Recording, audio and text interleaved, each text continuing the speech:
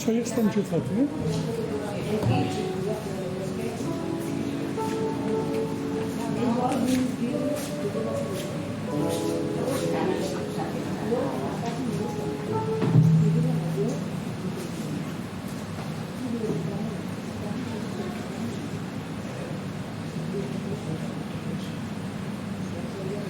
Vamos a escuchar el preludio y prepararnos delante del Señor.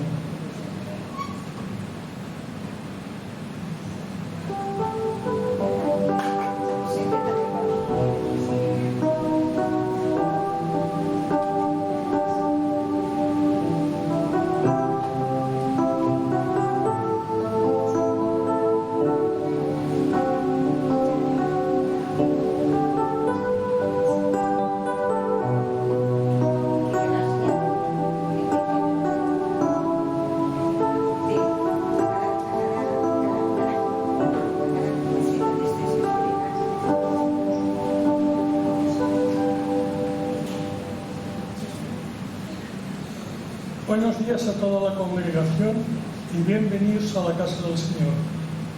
Hoy es un día feliz y glorioso.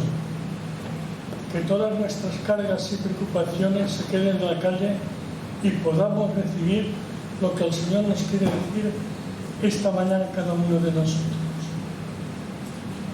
Bueno, Priscila, como no está, cuando le veamos la felicitamos en el día de su cumpleaños. Y ahora seguimos de pie para cantar este himno. Hay poder en Jesús.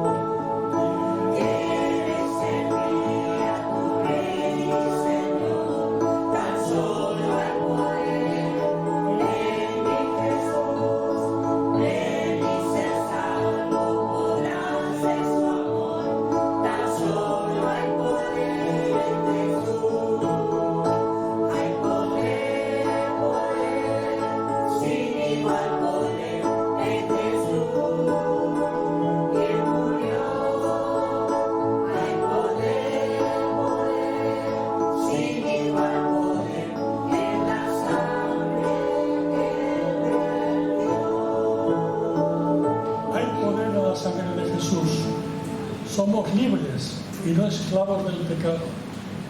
Rasgó el velo para estar en su presencia. Hay poder en la sangre de Jesús. Bueno, ahora pasamos a la lectura en Santiago 3, del 1 al 10.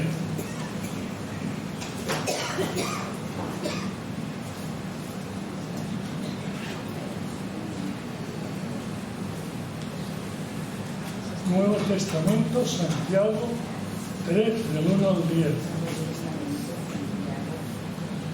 El título: La realidad de la fe puesta a prueba por el control de la lengua. Dice así: hermanos míos, No seáis maestros muchos de vosotros, sabiendo que recibiremos mayor condenación, porque todos ofendemos muchas veces.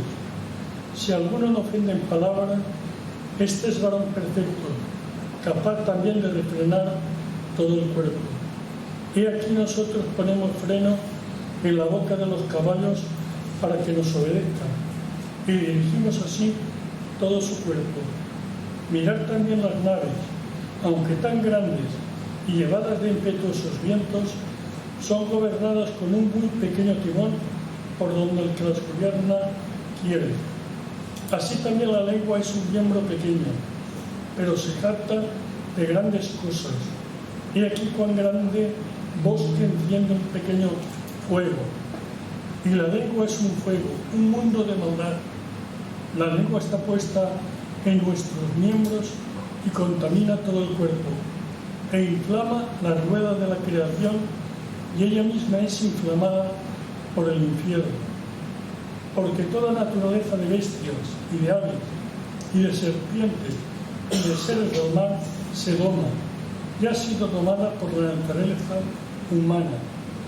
Pero ningún hombre puede domar la lengua, que es un mal que no puede ser refrenado, lleno de veneno mortal. Con ella bendecimos al Dios Padre y con ella maldecimos a los hombres que están hechos a semejanza de Dios. De una misma boca procede bendición y maldición. Hermanos míos, esto no puede ser así. Señor, danos poder por tu sangre para refrenar nuestra lengua, que sea de bendición para los más cercanos, igualmente para el prójimo. Señor, queremos ser semejantes a ti. En el nombre de Jesús. Amén. ¿Tenemos alguna visita? Bueno, pues ahora pasamos a la agenda semanal. La reunión de estudios y oración de los jueves es una creación multidimensional y buena. Unas lecciones muy interesantes y muy buenas de lo que es la creación. Vale la pena venir los jueves. En la escuela dominical infantil, con nuestra profesora Gloria Navasquillo, prepara a estos pequeños para el Festival de la Navidad, que será el 21 de diciembre. Igualmente, en la escuela dominical de adolescentes, Mercedes también los prepara. En la escuela dominical de adultos, el próximo domingo, tenemos el tema de la Primera de Reyes, capítulo primero. Recordamos las cajas de la Navidad, que hay que entregarlas ya. Queda muy poco tiempo. Os recuerdo también que la semana que viene yo no estaré. Me perderé la película y el culto. Estaré en la conferencia de hombres en el Hotel Bailén de Gandía. Aproximadamente seremos de 1.800 a 2.000 hombres de toda España. Bueno, la Santa Cena y la comida de fraternidad se trasladarán al domingo día 1 de diciembre. El sábado día 23 en esta iglesia se celebrará la película La canción de mi padre a las 5 de la tarde. Y el mismo sábado día 23 se celebrará la asamblea ABC a las 11 de la mañana en la iglesia de Cuara, cuyos asistentes serán Alfredo Padre, Jesús Millán y nuestro pastor Emilio Cobos.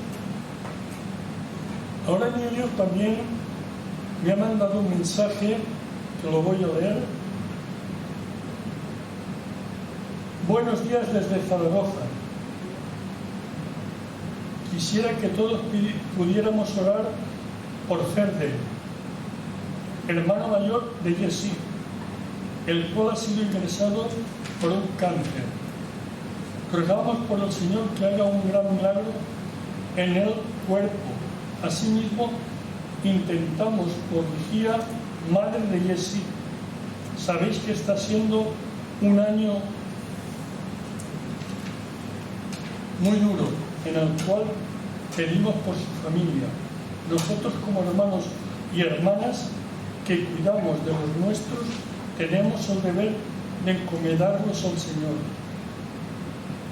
Buenos días y buen domingo. Bueno, pues Señor, pedimos por tu hermano, el hermano de Jessie, por Freddy, por ese cáncer que él tiene, que es un mal muy malo.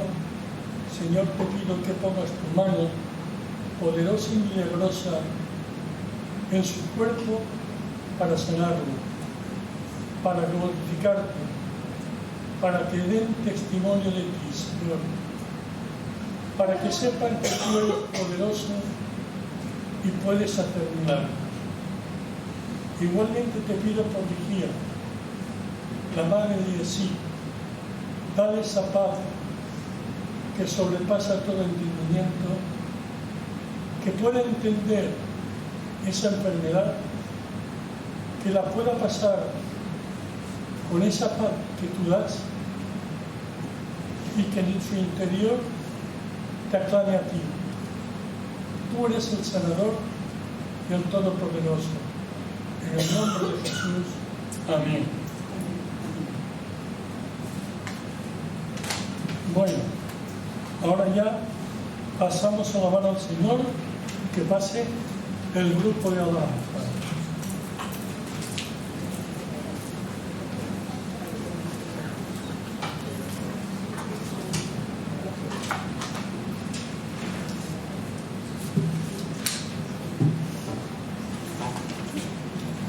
Bien, pues les invito a que se pongan de pie y vamos a empezar declarando con este cántico que somos el pueblo de Dios,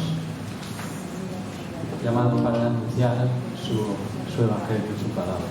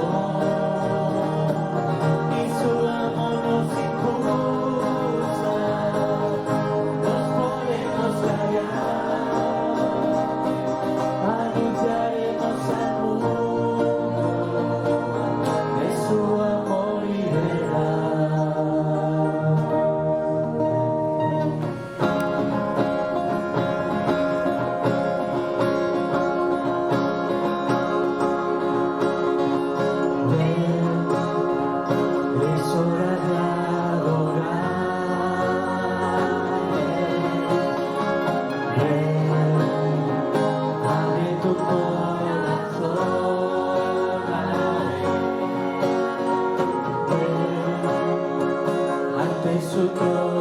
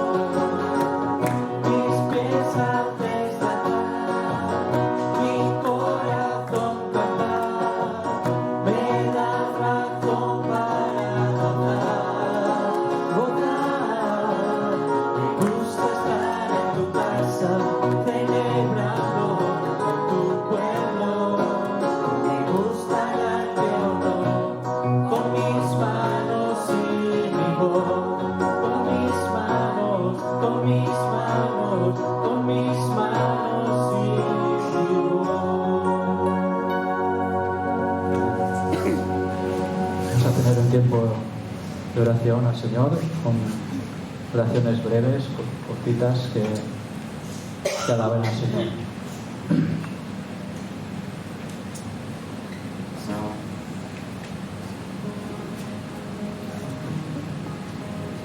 Sí, Padre, por encima de cualquier otra cosa, Qué privilegio tenemos de estar hoy aquí. Gracias, Señor, te bendecimos, reconocemos tu grandeza y sabemos que tienes las respuestas que cada uno necesitamos. Gracias, Señor. Amén. Amén.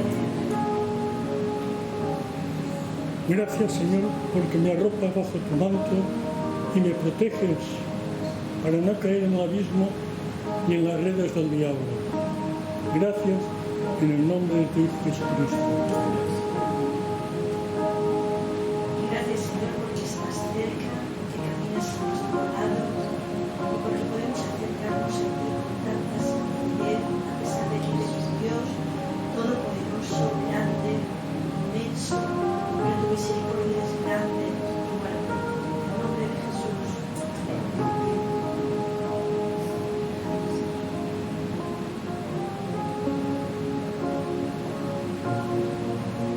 Sí, Padre, te alabamos y te bendecimos, Señor, y te damos gracias por poder venir a tu casa a alabarte, Señor, a darte la gloria y la honra a ti, Señor, porque no hay ningún nombre más alto que el nombre de Jesús. Gracias, Padre, por tu amor y por tu misericordia, porque cada día, Señor, nos colmas de bendiciones, te alabamos, te honramos y te reconocemos, Señor. Amén. Gracias,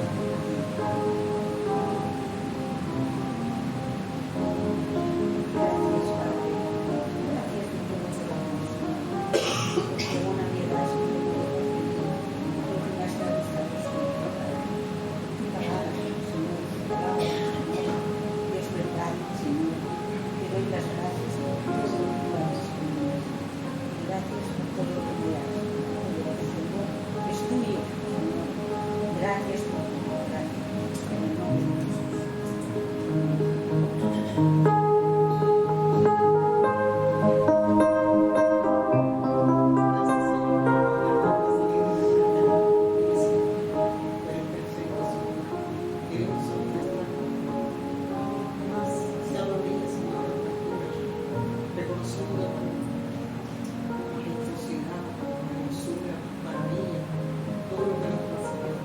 Gracias por tu protección y cuidado que haces cada día, no solamente con nosotros, sino te lo agradecemos, Señor, en el nombre de Jesús.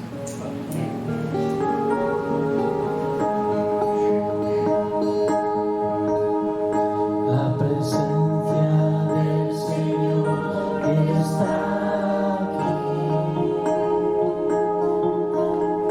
Dios habita en la alabanza de su pueblo.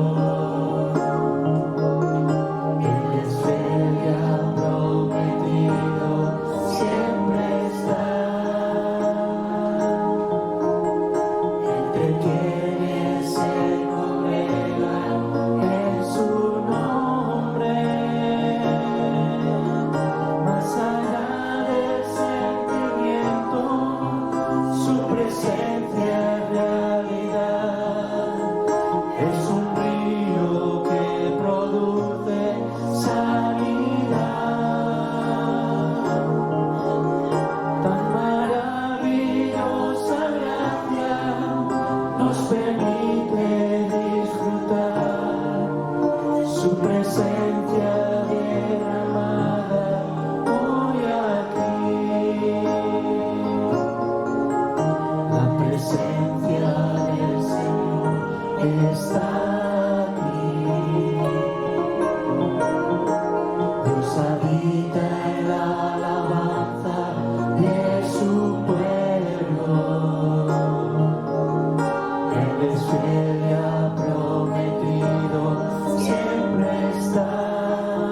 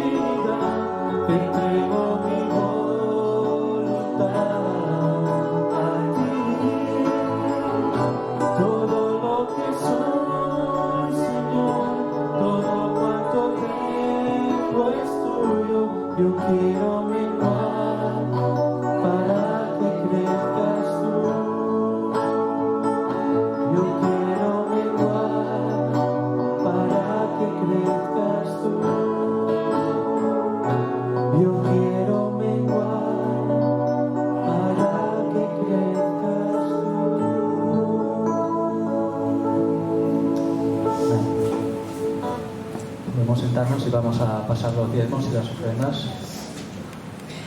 Voy a pedir al hermano Alfredo y Mercedes si nos puede ayudar.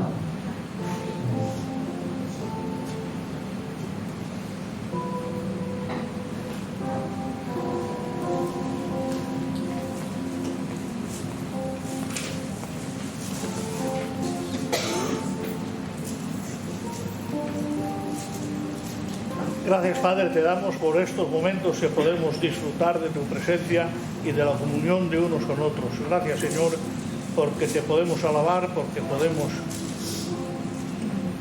recibir tu palabra, Señor, y porque también tenemos el privilegio de poder ofrendar en tu nombre, Señor. Te pedimos que tú aceptes esta ofrenda, que tú la recibas, Señor, con agrado y que tú, Señor, nos inspires para usarla como a ti te agrada. En Cristo te lo pedimos y te damos las gracias. Amén.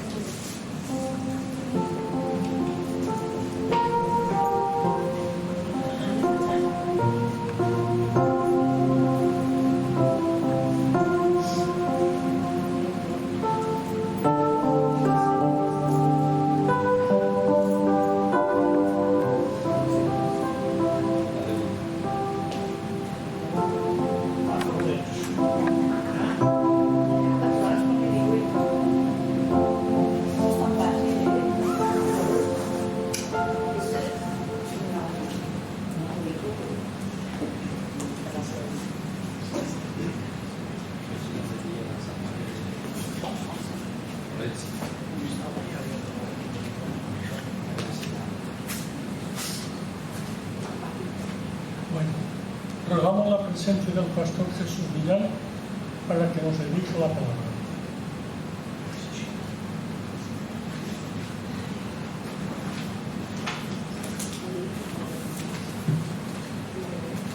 Señor,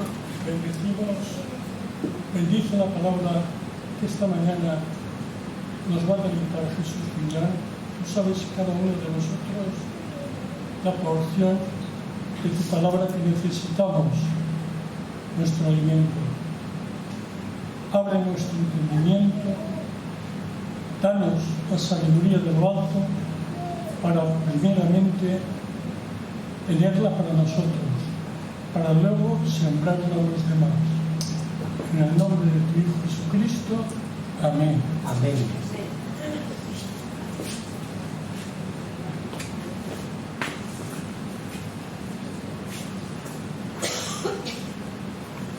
Vicente habla de deleitar, yo no estoy seguro. A veces la predicación es un latigazo que para nada hubiéramos querido escuchar. A veces nos pasa, ¿eh? Pero bueno, en esta mañana doy gracias al Señor. Para mí es un privilegio poder abrir la palabra, poder orar y poder compartirla, ¿verdad? Y en esta mañana, pues, yo digo muchas veces que cuando predicamos hay tres ingredientes claves: el que habla, la complicidad del que habla, en segundo lugar el que escucha, y todo ello guiado por el Espíritu Santo. Esa es la clave, ¿verdad? Si falla una de estas tres cosas, pues la cosa no va muy bien. Bien, yo voy a predicar también hoy sobre Judas, en parte por ese sentimiento que tengo de haber predicado muy pocas veces. No sé, el libro está ahí camuflado entre Apocalipsis, que llama mucho la atención, y las cartas de Juan, que la segunda ya es poca cosa, la tercera menos, y Judas se nos pierde, ¿no?, en el camino. Yo creo que la razón también es que está muy condensado. Podría haber escrito de cada detalle ampliado, explicado, pero lo hace muy condensado. El lenguaje a veces dice que es un griego muy elegante, pero se nos escapa un poquito, tal vez el nombre. Pero la razón que decíamos en la escuela dominical puede ser que sea que se atraganta, que no es precisamente un deleite, algo dulce, ¿verdad? Ya los profetas decían: tu palabra, ¿verdad? Pues fue agria, Y bueno, pues es verdad que en la epístola de Judas no se nos habla de la condición de la iglesia. Y digo la iglesia en singular porque no se refiere a ninguna en concreto, pero sí que podríamos, por las respuestas que nos da Judas, lo que él pinta, averiguar la condición espiritual de la iglesia. Si uno de nosotros le dice a otra persona: mira, he ido a la farmacia y me he comprado aspirinas, el otro puede deducir: seguramente le dolía o le dolerá o le suele doler la cabeza. Ahora, no nos ha dicho esto, pero lo deducimos de lo que nos ha dicho antes. Entonces, Judas pinta, nos da un paisaje espiritual de cómo está la iglesia. Si entendemos que Judas escribe alrededor del 75, del 80 después de Cristo, ya han pasado cosas. La generación de los primeros creyentes ya está pasando y empiezan a venir aquellos que cuestionan, aquellos que se han infiltrado, aquellos peligros que la iglesia tendrá que enfrentar.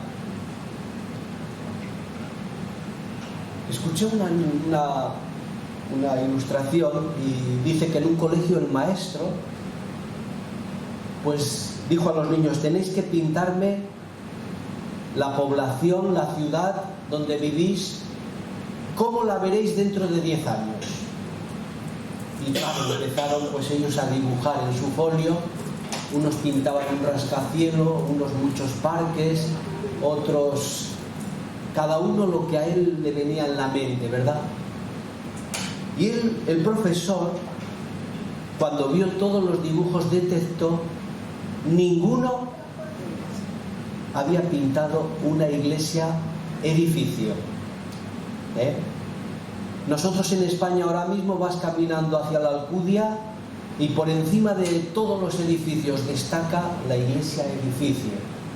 Si vienes a Carlet, lo mismo a casi el 90, el 95% de la población española, el mensaje que tiene cuando llegas a un lugar, aquí está el edificio religioso, lo que predomina, lo que lo abarca, lo que lo llena todo. Ahora, ¿qué pasa? Que aquellos niños de 8 años para abajo no veían en el futuro la iglesia. Y esto nos lleva a la cuestión: ¿terminará siendo la iglesia invisible? Por mucho edificio que tenga, Jesús hizo una pregunta que es comprometida. Cuando el Hijo del Hombre regrese a la tierra, vosotros sabéis lo que preguntó. No dijo, habrá edificios más altos que los demás, ¿dónde estará la iglesia? No dijo eso. Si todavía quedaría fe. Y esto nos tiene que sobrecoger un poquito, ¿verdad? Hay un himno que tampoco se canta ahora, pero yo he tomado la letra de la estrofa. Di alerta siempre. Silencio. ¿Alguien más lo conoce? Nunca. Es una palabra para la iglesia. Así que, antes de proseguir, yo voy a tener una oración, porque esto era un poco introducción. Doy gracias al pastor y sobre todo al Señor que me permite estar aquí. Padre, estamos en tu presencia, hemos orado, pero así todo, al abrir tu palabra, que ella también nos sobrecoja, nos hable, nos incomode, nos inquiete. Gracias, Señor, por tu Espíritu Santo y por tu palabra. En el nombre de Jesús. Amén. Pues yo quería resumir con una palabra, o buscar una palabra que no aparece ahí, porque esta palabra prácticamente no aparece en la Biblia. Hay solamente 2 veces, en 2 pasajes. En toda la Biblia aparece solo 2 pasajes. Ezequiel 38:7 y Oseas 5:8. No la encontramos en la Biblia del Reina Valera del 60, del 95, en otras versiones no lo sé. No la encontramos. Y para mí sería la palabra que recogería, o es para mí, cada uno tomaría otra. Y la palabra que yo he escogido es alerta. Si Judas solo le hubiera dicho, solo puedes escribir una palabra para la iglesia, ni siquiera, por mucho que lo has intentado resumir, solo una palabra. En los tweets de ahora a veces te limitan lo que vas a decir. Solo una palabra, alerta. Y entonces yo quisiera que tomáramos el versículo 3, donde para mí está el gran propósito de esta epístola, y dice así: amados, por el gran deseo que tenía de escribiros acerca de la salvación que tenemos en común, me ha sido necesario. Tenía deseo, pero lo ve como una gran necesidad. Escribiros para exhortaros, es decir, avisaros, animaros, entusiasmaros, y este sería el tema: que contendáis ardientemente por la fe que ha sido dada una vez a los santos. Este sería para mí las 2 palabras claves: contender ardientemente. Y es un llamado a la defensa, al ataque, a velar, porque esta palabra, la palabra alerta, pues es el equivalente a vigilar, a estar atentos, a estar dispuestos, listos, preparados por lo que venga. Habla de la vigilancia que la iglesia debe de tener. Me interesó ver cómo es la condición de la iglesia cuando Jesús murió. A los 3 días resucitó. La iglesia estaba maltrecha. Dice que el Señor viene a por una iglesia sin mancha y sin arruga.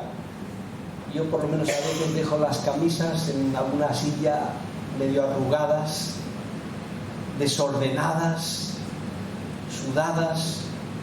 Pues la iglesia que el Señor encontró cuando Él resucitó era una iglesia maltrecha, pero sobre todo con sus arrugas, con sus descuidos. Y me resultó interesante ver cómo era la iglesia a la cual Jesús venía a recuperar cuando Él resucitó. Y era una iglesia muy débil. Si miramos capítulo 20 de Juan 19, era una iglesia intimidada.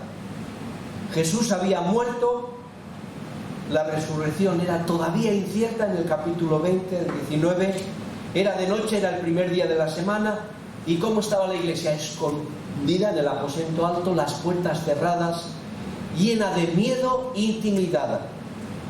Si vamos a Mateo 25, 1 al 13, Jesús nos habló de las vírgenes, las que estaban dormidas y las que estaban despiertas.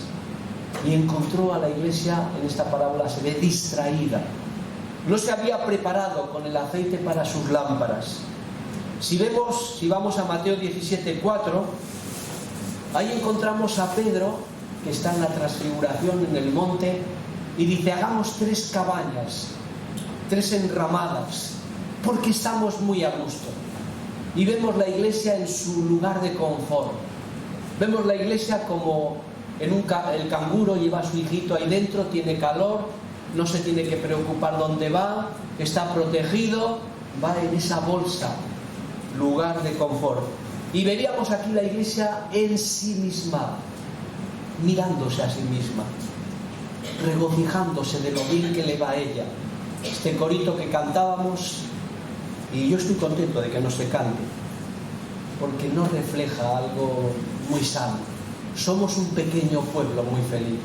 Porque la pregunta que una iglesia se tiene que hacer: ¿podemos ser muy, muy felices si somos muy, muy pequeños? Pues entonces digamos, bueno, hoy somos muchos, que se vayan la mitad. Y la mitad que quede, que se vaya la otra mitad. Y cuanto menos quedemos, más felices. Hombre, menos problemas. Pero aunque quedara uno solo, tendría problemas consigo mismo. Si vamos a Lucas capítulo 10, 25, 27, la parábola del buen samaritano. ¿Y qué encontramos ahí? Hay un poema de Rafael Alberti, ¿verdad?, que se hizo canción. Se equivocó la paloma. Se equivocaba. En vez de al norte fue al sur. Creyó que el trigo era agua. Se equivocaba. Y aquí tenemos al buen samaritano, la parábola. ¿Y qué pasa? La iglesia, en lugar de ver al herido en el camino, vive preocupada por sus cultos. Aquel levita tenía prisa, tenía que ir al culto, preparar los sacrificios, el templo. Cuando la iglesia ve más su mundo eclesial, su organización, que a las personas, podemos decir que está confundida. Si vamos a 1 Corintios 13, 1 a 8, vemos a la iglesia partidista. Yo soy de Apolos, pues yo de Cefas, pues yo de Cristo, pues yo, nuestros grupos, nuestros clanes, las tribus en nuestras iglesias, ¿verdad? ¿Cómo se puede ahí hablar? Vamos a Mateo 9, 24, la niña que parece que estaba muerta, que todos se lamentaban. ¿Cómo la vio Jesús? No está muerta, duerme. Y la iglesia muchas veces tiene esa pasividad, no está muerta, gloria a Dios, demos gracias, pero duerme. Y muchas veces para la muerte se usaba la palabra duerme, sueño, adormecida. En Mateo 26, 58, Pedro seguía a Jesús de lejos, se calentaba en otros fuegos, podríamos decir, de la iglesia alejada del Señor. Y vamos a 2 de Timoteo 4:10.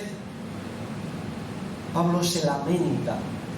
Ahí vemos los lamentos de Pablo. Demas me ha desamparado, amando más a este mundo. Y ahí vemos a la iglesia coqueteando con el mundo, jugueteando, calentándose en los fuegos que este mundo da. Esto me gusta más que esto.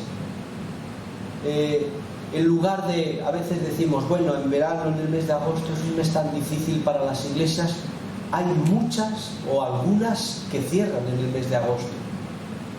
¿Y qué pasa en diciembre? En agosto hace calor, en diciembre hace frío. ¿Cómo haremos? Y quería decir 10 acentos, y voy por el 9. Sin visión. Marcos 8:24 se nos dice que Jesús sanó ahí a un hombre ciego en Betesda. Y ese hombre veía a las personas como árboles. Necesitó aquel hombre un segundo toque. Y la iglesia muchas veces está sin visión, como aquellos de Emaús. Daban la espalda a Jerusalén, donde Jesús les había dicho, quedaos aquí. Ellos iban a Emaús, donde no les esperaba nada, ni nadie, ni ninguna visión. Y por terminar ya con el punto 10, en Apocalipsis 2:4, la iglesia de Éfeso se nos dice que ha perdido la iglesia su primer amor. No es que la iglesia tenía amor primero, segundo, tercero y cuarto y había perdido el primero, no, la pasión que le llenó cuando conoció al Señor. Había entrado el secularismo, el relativismo, el contemporizar, es decir, estar de acuerdo con la gente que nos rodea. Cuando Israel busca rey, dice que tengamos un rey. ¿Y cuál es el criterio, la referencia? Como tienen los demás pueblos. Esto es contemporizar, copiar de los de fuera. A la iglesia, los del mundo habían dicho a la iglesia, estos creyentes, esta iglesia ha entrado en el mundo y lo trastorna. El mundo tenía miedo de la iglesia. Con el tiempo, o en nuestro tiempo, es posible que tuviéramos que decir, la iglesia está siendo trastornada por el mundo. Bien, si así es la iglesia, Judas tiene mucho para decirnos. Por eso, en este versículo que hemos leído, en el versículo 3, el propósito de Judas, vamos a ver algunos focos. Comienza diciéndoles, amados. Los que predicamos tenemos que tener cuidado con las palabras que escogemos. Es fácil menospreciar a los que hablamos. El tono es cercano, es entrañable. Es una transición del texto también. Amados. Nos dice que para él le resulta agradable escribirles. La solicitud, el estar dispuesto. Le era necesario, nos habla de la actitud que este hombre de Dios tenía. Tenía celo por ellos. Pero también veía que era como algo impuesto por el Señor. Y lo veía como urgente. La epístola de Judas tiene una vigencia en nuestros días tremenda. ¿De qué les va a hablar? De la salvación que tenemos en común. Somos socios. Tenemos en común la salvación al Señor Jesucristo, su misión, el deber de dar testimonio. Eso es lo que nos une aquí. A veces hablo con personas por aquí y por allá y me dicen, ay, pues tú no estabas en Turís aún. Casi cada semana hablas con alguien. No, ya no vivo en Turís, vivo en Carlet. ¿Y por qué? Porque me he jubilado. ¿Y por qué te fuiste a Carlet? Bueno, ahí, lo primero que suelo decir, ahí teníamos una casa, tenemos.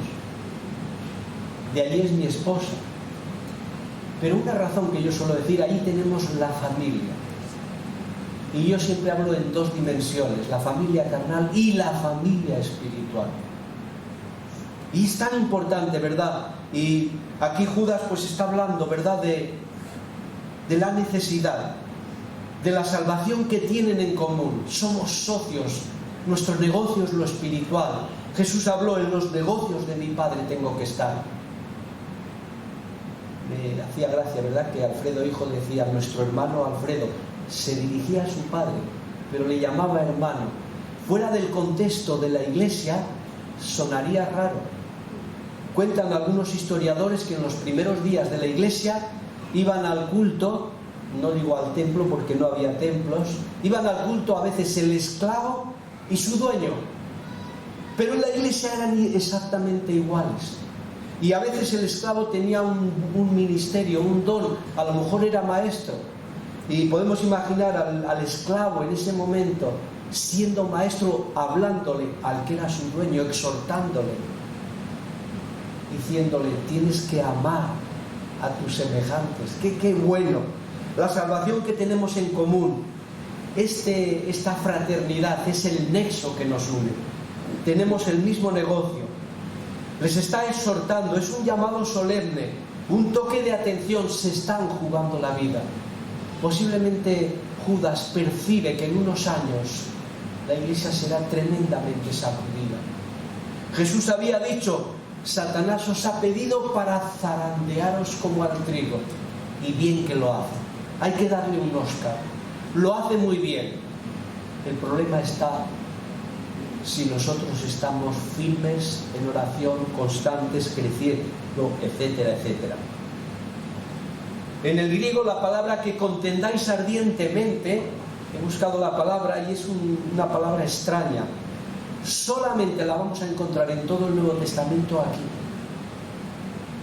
No hay dos palabras, hay una sola en griego. Epagothinejai. No sé cómo se pronuncia, pero ahí está escrita. Pero una de las palabras está compuesta de dos términos y el segundo es agonía. Está hablando de una lucha agónica. Y esa palabra describía a aquellas personas que estaban en el momento final de su vida y estaban sosteniendo con la salud una lucha tremenda. Vivían al límite. Está agonizando, decimos a veces. Está en coma, está al límite. Y esa es la idea que Judas quiere transmitir. Que estamos sosteniendo una lucha agónica, al límite, que la muerte acecha. Es un grito para que reaccione la iglesia. Describe una lucha y habla de que tiene que ver en los creyentes ardor, fuego, ardientemente. A veces la palabra que tenemos que usar es la palabra tibieza. Y Jesús dijo: porque no eres ni frío ni caliente, te vomitaré de mi boca. Por eso el Señor quiere que seamos ardientes. Ardientemente habla de la pasión de hacer algo. A veces vemos, ¿verdad?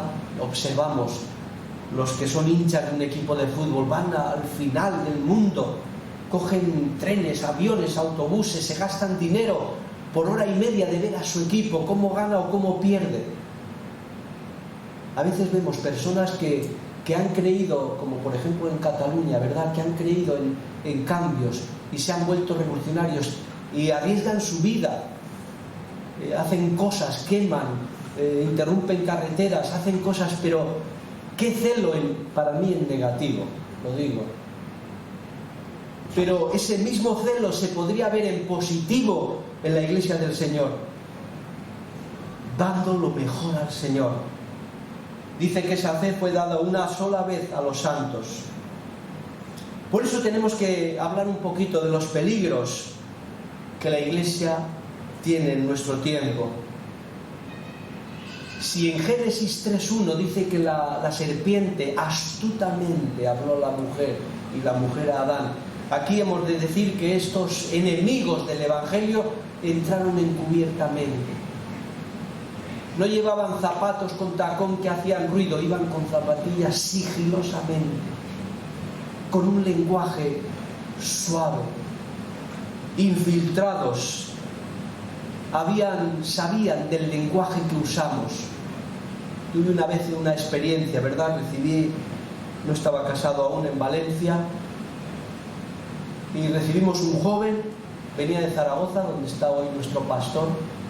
Traía la tarjeta mía, personal, con mi dirección. Se la había dado el pastor de la iglesia, me dijo. Conocía dónde estaba la iglesia, quién era el nombre del pastor, la calle, los himnos que cantaban, conocía todo. Y yo le di por un verdadero creyente. Cuando estaba 2 días en nuestra casa, descubrí, con las conversaciones, que no era creyente. No es del todo difícil, ¿verdad?, el detectar a alguien que no es creyente. Si alguien te dice, yo me esfuerzo mucho y hago muchos méritos para ir al cielo, está dando una pista. Si alguien te dice, yo tengo fe, más fe que nadie, te está dando otra pista. Un verdadero creyente no habla de esas cosas así. Al final yo le confronté y él me dijo que verdaderamente se había ido de su casa, vivía una situación difícil y me pidió que le pagara el billete y se volvía en el tren, que le diera dinero. Yo le dije, no te voy a dar dinero, pero voy a ir a la estación del norte contigo, te compraré el billete y quiero ver cómo subes al tren. Y ya nunca más supe de él. Discernir es una palabra clave para la Iglesia. Dice que estas personas son impías, es decir, ajenos a Dios, a su propósito. Son enemigos de la cruz de Cristo. Son personas opuestas, contrarias. En el capítulo 15 de Hechos vemos cómo la Iglesia tiene que tener una reunión de iglesia. Y llamamos el primer concilio. Los judaizantes habían entrado a la Iglesia y le habían dicho a los creyentes, nada de la gracia, hay que cumplir la ley, tenemos que hacer todo lo que la ley dice y hay que circuncidarse, etcétera, etcétera. Si aquello hubiera sido aceptado por la Iglesia, tendríamos una Iglesia que la salvación por la gracia no existiría, sería la salvación por las obras, los méritos.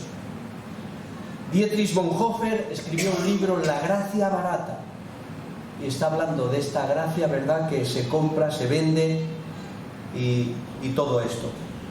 Y otro peligro grande que la Iglesia estaba allí y ahora y siempre es los que negaban a Dios, a Jesús. El peligro grave por el que la Iglesia muchas veces tendrá que pasar. Aquello que viene a sustituir a Dios. Fíjense, los creyentes del primer siglo están siendo perseguidos, lo pasan muy mal, les están matando a muchas personas. Y hay un momento en que el emperador les dice, Constantino, quien sea creyente no irá a la guerra, al servicio militar de aquel tiempo. Y los creyentes dicen, qué bien, bienvenido, menos mal. Ahí empezó uno de los grandes problemas del cristianismo. Hermanarse con el poder. Pero claro, los hermanos tenían ganas de no ser perseguidos y ser bien recibidos, y la Iglesia empezó a tener privilegios, y aquello mató el espíritu evangelista de la Iglesia. Tengamos cuidado con todo aquello que sustituye, que quita al Señor del centro y que pone otras cosas. Hubo un momento en Turís que hicimos un cambio solamente de forma, y los cambios de forma no tienen ningún. El púlpito lo pusimos a un lado porque queríamos que la Biblia abierta estuviera en el centro. Eso no quiere decir nada, pero queríamos dar un mensaje. En esta iglesia la Biblia, la palabra de Dios, está en el centro de todo lo que decimos. No predicamos de filosofía, del Quijote, de costumbres, de historia, de arqueología. Sí, a veces hablamos de arqueología para potenciar la fe. Ahora, la pregunta que nos tenemos que hacer es ¿cómo actuar? Esta es la gran pregunta. Si ya sé los males, la fiebre que tengo, ¿qué tengo que hacer? Y bueno, la palabra que Judas nos da es alerta, velad. Es bonito el coro de este himno. El resto del texto no es tan bonito, pero di alerta siempre. Es fácil estar alerta. Hay equipos de fútbol que juegan muy bien todo el partido y se distraen solo 2 minutos al final del partido. O vamos a ponerlo más difícil, solamente medio minuto de despiste y les meten 1 o 2 goles. Ese medio minuto les ha hecho perder el partido. Alerta siempre. Silencio. Dice el salmista, mientras guardé silencio se envejecieron mis huesos. Cuando la iglesia no da testimonio, no abre su boca para alabar a Dios, etcétera, etcétera, vienen peligros. Canta la dicha de amar y servir. Qué bonito. A veces teníamos una reunión de iglesia y yo les decía a los hermanos, vamos a leer o a cantar el himno Placer verdadero es servir al Señor. Y no pueden imaginarse con qué gusto, con qué fervor lo cantaban. Luego venía la elección de cargos. ¿Y dónde estaba el placer verdadero servir al Señor? ¿Dónde estaba? No encontrábamos a nadie. Y a veces lo que cantábamos era una cosa, lo que vivíamos era otra. Alerta, velad, esa sería la clave. Una segunda clave, el discernimiento. Que el Señor abra nuestros ojos espirituales. Nos hablaba el pastor del criado de Elías, creo que era, ¿verdad? En aquella montaña que veía a los enemigos y estamos perdidos, nos van a destruir, y Dios dijo, ábrele un poquito los ojos, Señor, al criado. Y el criado vio a todas las huestes celestiales que rodeaban a ellos, al profeta y a su criado. Y dos eran mayoría y se vieron vencedores si tuviéramos visión. Dice que aquellos dos de Emaús fueron ciegos todo el camino y solo al final sus ojos fueron abiertos. Una tercera cosa sería el coraje de reaccionar desde la fe. Hechos 4 nos da el relato cuando volvieron de la cárcel Pedro y Juan y volvieron a los suyos y tuvieron una alabanza maravillosa. Y Señor, estos que nos han querido molestar, intimidar, y empezaron a dar gracias a Dios. Dice que el lugar tembló. El coraje de reaccionar sintiendo a Dios de nuestra parte. En cuarto lugar, el testimonio. Testimonio viene de una palabra muy hermosa en griego, martureo, y es la palabra mártir y es la palabra testigo. Es decir, alguien que ha visto, que sabe, que ha experimentado una verdad en su vida y está dispuesto a morir por mantenerla. Esa es. Judas nos hablaría de tener prioridades. Mateo 6:33, buscad en primer lugar el reino de Dios y su justicia. Nos dice Pablo en 1 Tesalonicenses 5:17, orad sin cesar. Yo tenía reuniones donde había un joven que se llamaba César. Y yo decía, vamos a orar, que salga fuera César. Y él se reía. El texto dice, orar sin cesar.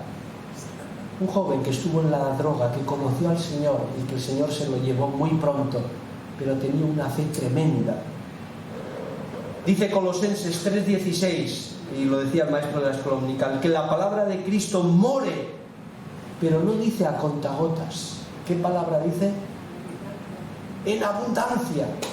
En abundancia, no 3 gotitas de lectura.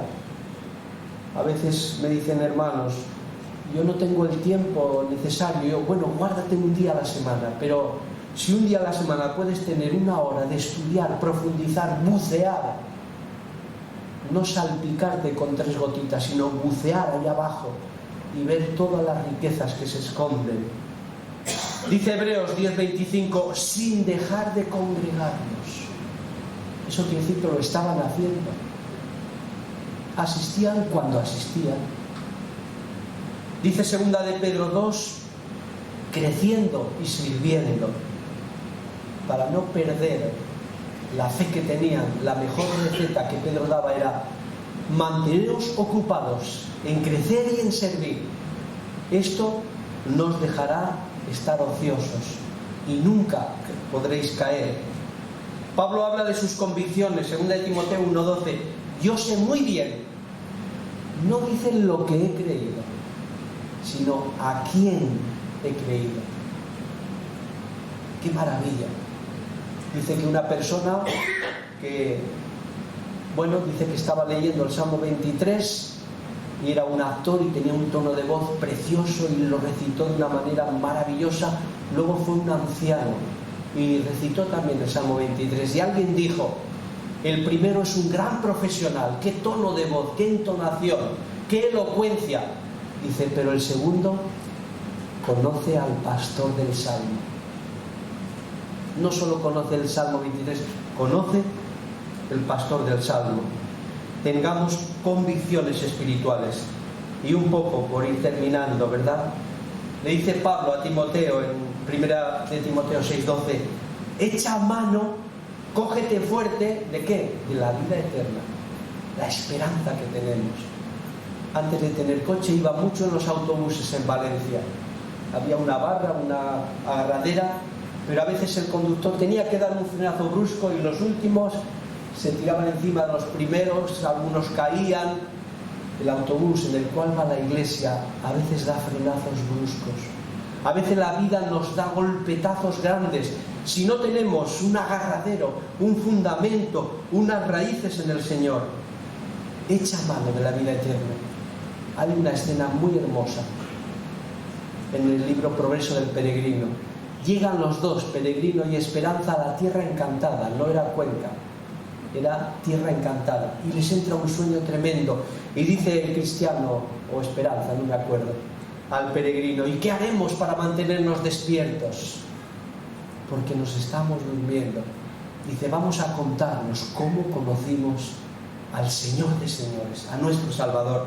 Y ahí se emocionan, recitan, escuchan y se mantienen despiertos. Hay otras 2 o 3 cosas que quisiera decir. Jesús se ha empeñado, y quiero usar esta palabra con contundencia, en mantener a su iglesia firme. Dice en Lucas 22:21, Satanás os ha pedido para zarandearos. Ahí no termina. Jesús dice, pero yo he rogado por ti, Pedro, y he rogado que tu fe no falte. Saber que Jesús está intercediendo por nosotros, que se la ha jugado en la cruz por nosotros, que se ha empeñado en que nos mantengamos firmes, nos da mucha seguridad. Mateo 16:18 habla de yo edificaré mi iglesia. Si no fuera así, si solamente tuviéramos la promesa del pastor humano, del maestro de la escuela dominical, de otro creyente, tendríamos que decir, yo intentaré edificar la iglesia. Un hombre de Dios dijo, Padre, te pido que me ayudes a no estropear más de la cuenta tu obra. Fijaros. Y Pablo dice en otra de las epístolas, y para estas cosas, ¿quién es suficiente? Leamos los peligros de este tiempo, la vida espiritual de la iglesia y lo que Jesús nos está diciendo. A través de Judas, en este caso, seamos personas que saben discernir y saben estar firmes, constantes, creciendo en la obra del Señor. Que Él nos bendiga y nos guarde. Amén.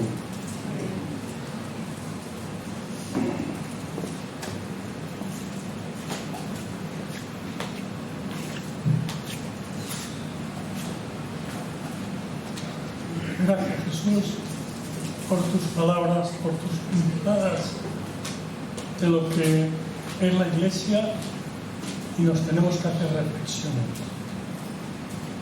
Bueno, nos ponemos de pie para terminar este culto cantando la sociología.